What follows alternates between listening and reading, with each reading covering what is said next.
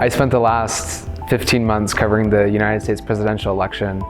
It was an election that was unprecedented for a lot of reasons. I immediately think back to that June 27th debate between President Joe Biden and former President Donald Trump. There was a sense of urgency on the Biden campaign's part that they needed to have an early debate in order to prove that Biden was fit to be president.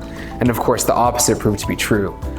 Within the first 5 minutes of the debate, I was there in Atlanta in the filing center, and I remember looking around to the other journalists there, just thinking, what is going on right now? It was clear that if a change wasn't going to happen that night on the Democratic ticket, it would be happening soon. And if it didn't happen, that there would be some loud voices within the Democratic Party calling for it. For the next 2 weeks or so, there was real consternation among Democrats about whether Biden would stay in the race, and that was the entire news cycle.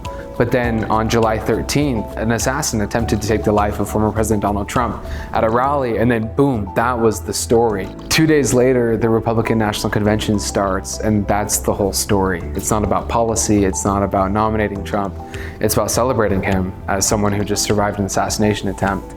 And then by the end of that week, Biden was out of the race. And I remember thinking back at the end of that kind of 3.5 week span and realizing this is something that history textbooks will soon write about someday.